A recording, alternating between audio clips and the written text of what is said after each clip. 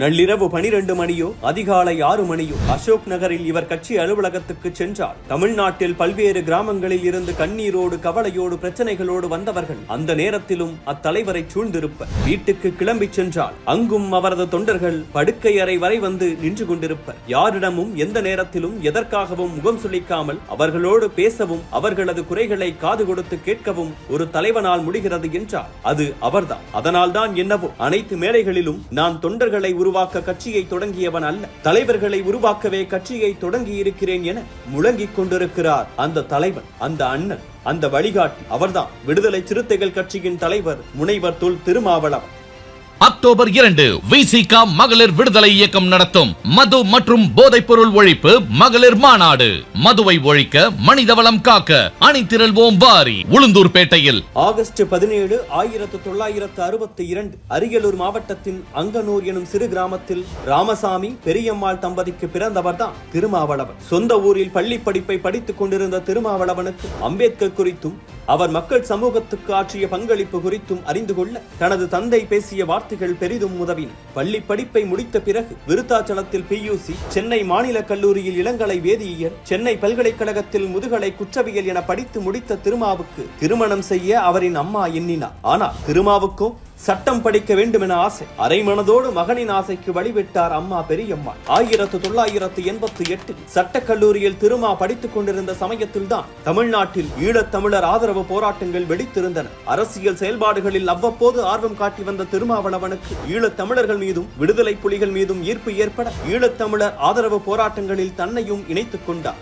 அதோடு கல்லூரியில் படிக்கும் போதே விடுதலை புலிகள் என்ற கையெழுத்து பத்திரிகையையும் நடத்தினார் திருமாவளவன். சட்டம் படிக்கும் போதே ஈழ விடுதலை மாநாடு, இளைஞர் நல இயக்கம் என அரசியலில் தீவிர ஆர்வம் காட்டிய திருமாவளவன் புலிகளுக்கு ஆதரவாக இருந்த திமுகவுக்கும் ஆதரவு நிலையிலேயே இருந்தார். இதனிடையே சட்டப்படிப்பும் முடிவடைய குடும்ப சூழல் காரணமாக பணிக்கு செல்ல வேண்டிய தேவை திருமாவுக்கு ஏற்பட்டது. அரசு தடயவியல் துறையில் அறிவியல் உதவியாளராக பணியில் சேர்ந்த திருமாவளவன் மதுரைக்கு சென்று பணியாற்ற தொடங்கினார். அரசு பணியில் இருந்தாலும் திருமாவுக்குள் இருந்த அரசியல்வாதி அவரை விடவில்லை. இதனால் தன்னுடைய பணியின் போதே அரசியல் செயல்பாடுகளிலும் ஆர்வம் காட்ட தொடங்கினார் திருமா. அம்பேத்கரின் மனைவி சவிதா தொடங்கிய, மதுரையை மையமாக கொண்டு இயங்கிய பாரதிய தலித் பேந்தர் அமைப்பின் தமிழக அமைப்பாளராக இருந்த மலைச்சாமியுடன் ஏற்பட்ட தொடர்பின் காரணமாக 1982 தன்னை அவ்வமைப்பில் இணைத்துக் கொண்டார் திருமாவளவன். 1983 நடந்த ஈழத்தமிழர்களுக்கான மாணவர் போராட்டங்களை ஒருங்கிணைக்கும் பணிகளில் ஈடுபட்டது.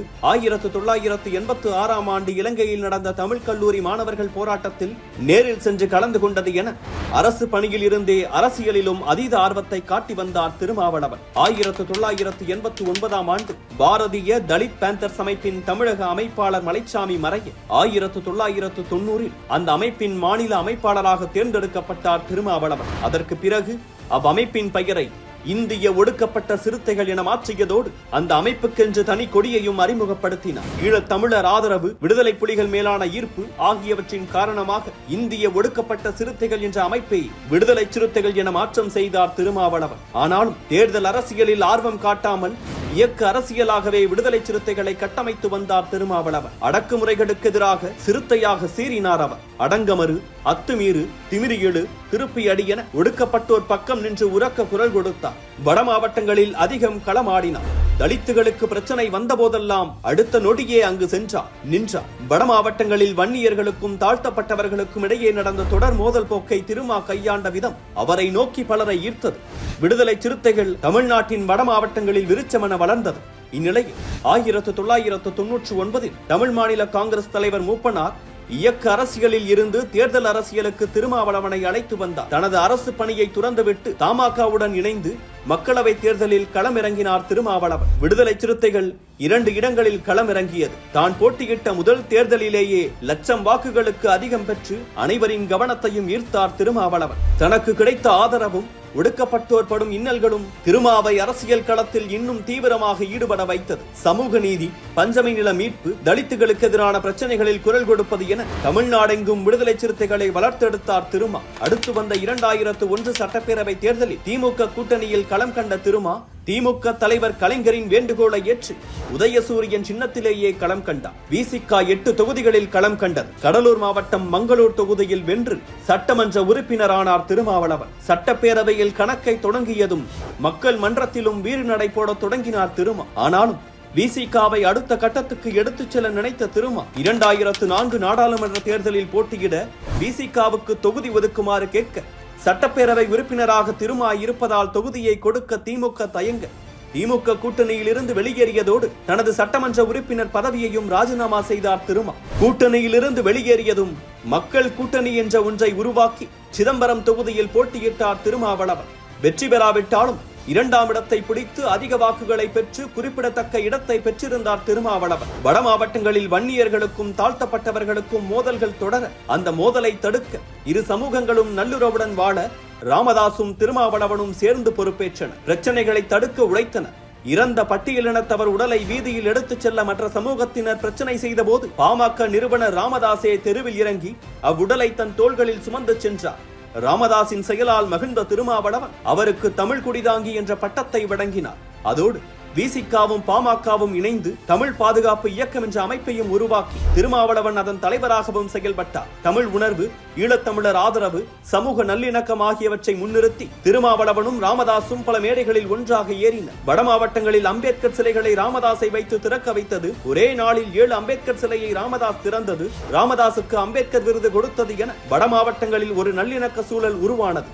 ஆனால் அரசியல் பாமகவையும் விசிகாவையும் நீண்ட நாள்களுக்கு நட்புறவோடு இருக்க விடவில்லை. 2006 சட்டப்பேரவை தேர்தல் நேரம் அது. திருமா எண்ணியதோ திமுகவுடன் இணைந்திருக்க. ஆனால் காலமும் திமுக கொடுக்க எண்ணிய எண்ணிக்கையும் திமுக திருமா கூட்டணிக்கு இடமளிக்கவில்லை. அதிமுகவுடன் இணைந்தார் திருமா. தனி சின்னத்தில் 10 இடங்களில் களமிறங்கியது விசிக. ரவிக்குமாரும் செல்வ பெருந்தகையும் சட்டமன்ற உறுப்பினர்களான தனி சின்னத்தில் 2 எம்எல்ஏக்கள் என வளர தொடங்கியது விசிக. தன் மீதான விமர்சனங்களை உடைத்து தன்னை கூட்டிட்டினார் திருமா. கட்சி பொறுப்புகளில் மகளிர், தலித் அல்லாதோருக்கு பொறுப்பு, புதிய நிர்வாகிகள் நியமனம் என தலித் கட்சி என கட்டமைக்கப்பட்ட பிம்பத்தை உடைத்து எல்லா மக்களுக்குமான கட்சியாக விசிகாவை அமைப்பு ரீதியாக பலப்படுத்தினார் திருமா. அதோடு தொண்டர்களுக்கு தமிழ் பெயரை சூட்டும் மாநாடு ஒன்றை அறிவித்து தன் தொண்டர்கள் தமிழில் பெயர் சூட்டுவதை ஊக்குவித்தார். முதலாவதாக தன்னுடைய தந்தையின் பெயரையே மாற்றினார். ராமசாமி என்ற தன்னுடைய தந்தையின் பெயரை தொல்காப்பியன் என்று மாற்றினார். இரா திருமாவளவன் தொல் திருமாவளவனாக மாறினார். 2006 அதிமுக கூட்டணியில் இருந்த திருமா விரைவிலேயே திமுகவின் பக்கம் சாய்ந்தார். ஆனால் ஈழ விவகாரம் உச்சத்தில் இருக்க காங்கிரஸ் அரசு இலங்கையில் நடந்த இறுதி யுத்தத்தை தடுக்க தவறியதாக பெரும் விமர்சனங்கள் எழுந்தன.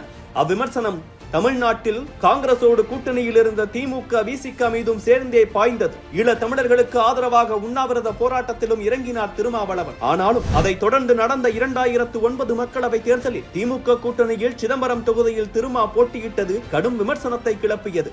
ஆனாலும் மக்கள் ஆதரவுடன் நாடாளுமன்றத்தில் முதல் முறையாக கால் பதித்தார் திருமா. இலங்கை பிரச்சனை, தமிழ்நாட்டின் பிரச்சனை, இந்தியாவின் பிரச்சனை என நாடாளுமன்ற உறுப்பினராக உரிமினார் திருமா. ஆனாலும் கூட அடுத்த தேர்தல் வரை, சொல்ல போனா இன்று வரையிலும் கூட ஈழப்போர் உச்சத்தில் இருந்த நேரத்தில் காங்கிரஸ் கூட்டணியில் திருமாவளவன் நீடித்தது விமர்சனங்களை கிளப்பிக் கொண்டுதான் இருக்கிறது.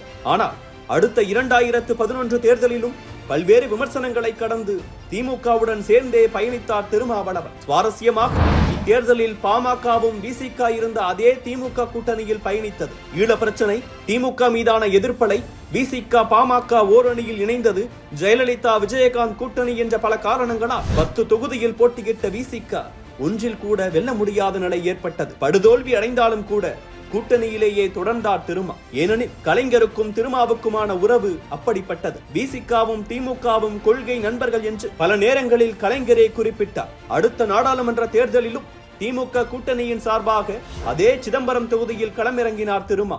ஆனால் இம்முறை ஜெயலலிதாவின் மோடியா லேடியா பிரச்சாரம் தான் வெற்றி பெற்றது. திருமா தோற்று போனார். சட்டமன்றம், நாடாளுமன்றம் என்ற எந்த இடத்திலும் விசிக உறுப்பினர்கள் இல்லாத சூழல் ஏற்பட்டது. திருமாவளவனின் மிக சோதனையான காலகட்டம் என இதை சொல்லலாம். அதற்கு அடுத்தது திருமா எடுத்தது எல்லாம் அதிரடி அவதாரம். பாமகவுடன் ஒருபோதும் இனி கூட்டணி இல்லை. எளிய மனிதனுக்கும் அதிகாரம், கடைசி மனிதனுக்கும் ஜனநாயகம் வேண்டும். எனவே கூட்டணி ஆட்சி முக்கியம். திமுக அதிமுகவுக்கு மாற்று அவசியம். பூரண மதுவிலக்கு என்று பல விவகாரங்களை முன்னெடுத்து திமுக கூட்டணியில் இருந்து விலகி 2016 விஜயகாந்தை முதல்வராக்குவோம் என மக்கள் நல கூட்டணி என்ற புதிய கூட்டணியை உருவாக்கினார் திருமாவளவன். ஆனால் அத்தனை இடங்களிலும் தோல்வியே மிஞ்சியது. திருமாவே தோற்றார். மக்கள் நல கூட்டணி ஓரிடத்திலும் வெல்லவில்லை. இப்போதைக்கு திமுக அதிமுக இல்லாத கூட்டணி தமிழ்நாட்டில் வெல்வதற்கு சாத்தியமே இல்லை என்று விரைவிலேயே உணர்ந்தார் திருமா. விரைவிலேயே திமுக மீது பாசத்தை திருப்பினார். மக்கள் நல கூட்டணியில் இருந்த மதிமுக இடதுசாரிகள் எல்லோரும் திமுக அனுதாபிகளாக மாறினர். அதற்கு பின் நடந்த ஜெயலலிதா மறைவு, கலைஞர் மறைவு போன்ற நிகழ்வுகள் தமிழ்நாடு அரசியலில் பல்வேறு அதிர்வுகளை ஏற்படுத்தி இருந்தாலும் கூட திமுக அணியில் எவ்வித அதிர்வுகளும் எழவில்லை.